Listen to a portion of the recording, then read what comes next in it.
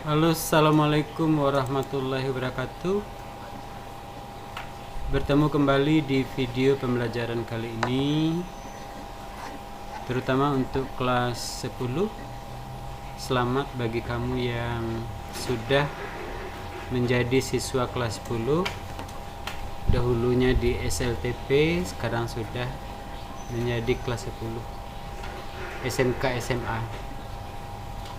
Baik, pertemuan kita kali ini kita akan bahas bab 1 PPKN yang berjudul Nilai-nilai Pancasila dalam kerangka praktik penyelenggaraan pemerintahan negara.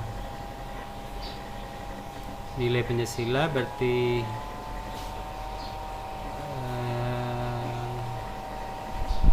nilai yang baik dari Pancasila dalam kerangka pelaksanaan penyelenggaraan pemerintahan negara. Ini ditujukan kepada kelas 10 pada semester 1. Nanti yang akan kita bahas dalam materi ini, yang pertama sistem pembagian kekuasaan negara Republik Indonesia. Kemudian kita juga akan bahas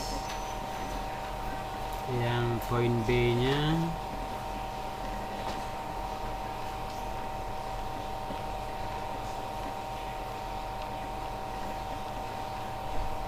yaitu kedudukan dan fungsi Kementerian Negara Republik Indonesia dan lembaga pemerintahan kementerian. Kita mulai dari poin A tadi,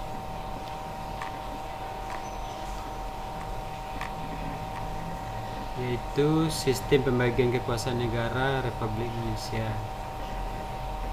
Ada macam-macam kekuasaan negara. Yang pertama, menurut John Locke, kekuasaan negara itu ada kekuasaan legislatif, yaitu kekuasaan untuk membuat atau membentuk undang-undang. Yang kedua, ada kekuasaan eksekutif, yaitu kekuasaan untuk melaksanakan undang-undang, termasuk untuk mengadili setiap pelanggaran terhadap undang-undang. Yang ketiga adalah kekuasaan federatif, yaitu kekuasaan untuk melaksanakan hubungan luar negeri. Kemudian Montesquieu membagi 3 kekuasaan itu. Ada legislatif, ada eksekutif, dan ada yudikatif. Ini disebut dengan trias politika nih, yang ditulis hitam tebal. Bagaimana konsep pembagian kekuasaan di Indonesia? Di Indonesia itu adalah pembagian kekuasaan, bukan pemisahan kekuasaan. Ya. Jadi ada pembagian kekuasaan secara horizontal menurut fungsi lembaga-lembaga tertentu. Yang pertama ada kekuasaan konstitutif, kemudian ada kekuasaan eksekutif, yang ketiga ada kekuasaan legislatif, yang keempat kekuasaan yudikatif atau kehakiman, yang kelima kekuasaan eksaminatif atau inspektif. Kemudian ada kekuasaan moneter yang berhubungan dengan kebijakan moneter.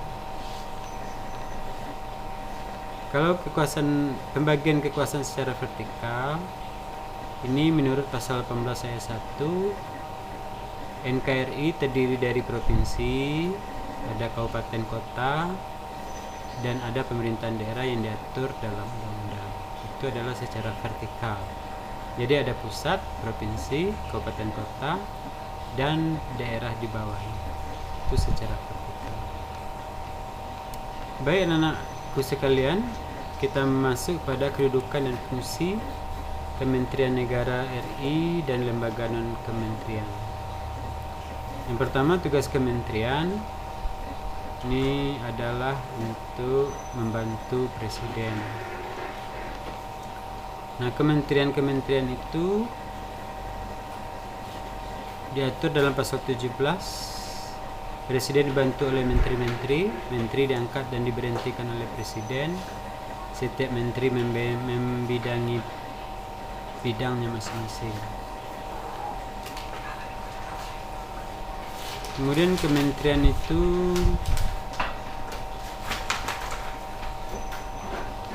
ada dibagi beberapa klasifikasi. Ada kementerian urusan pemerintahan, dalam negeri, luar negeri, pertahanan. Ada urusan tertentu, misalnya agama, hukum dan HAM, keuangan, pendidikan dan kebudayaan, riset teknologi dan pendidikan tinggi, dan kesehatan. Ada kementerian sosial, ketenagakerjaan, perindustrian, perdagangan, dan lain-lain. Kemudian ada lagi kementerian perencanaan pembangunan nasional, aparatur negara dan ada lagi. Kemudian ada kementerian lembaga pemerintahan non kementerian. Apa saja itu? Yang pertama, lembaga arsip nasional, badan informasi geospasial, intelijen negara, kepegawaian negara, kependudukan, dan banyak lagi lembaga non kementerian. Mungkin bisa kamu lihat di dalam buku paket PPKN. Nah, jadi itu saja yang kita bahas dulu.